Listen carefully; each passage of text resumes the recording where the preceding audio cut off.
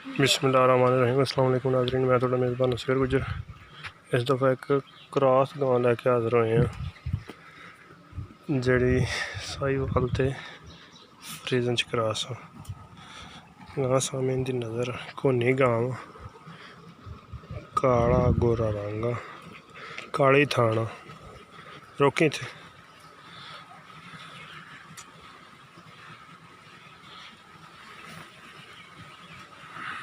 मोट मोट चाड़े थान बराबर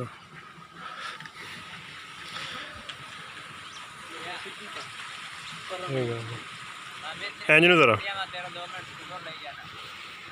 मट्ठी मस्टोरी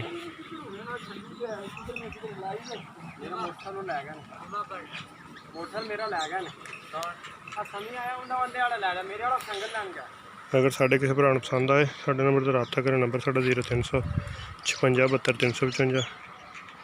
लोकेशन साड़ी आरफ वाला। गां को जैनवन भाजी 16 किलो दुध जैनवन 16 किलो दुध बच्चा भी भरावां दिखाने तो कोनी है मूँह दूसरे सूए जी दूसरे सूए सिर्फ कोनी है रंग चुआ बड़ा शरीफ बड़ी है तो यह गां का बच्चा वा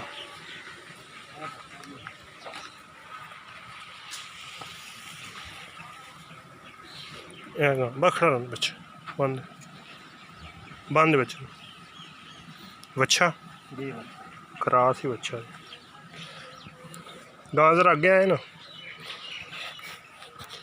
रोक के रखना है पिछले बस वीडियो नहीं बनाने दी।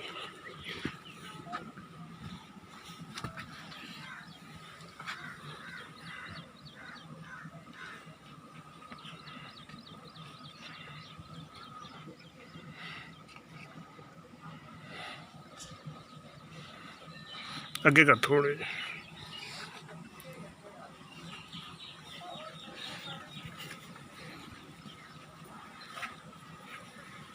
इस रुक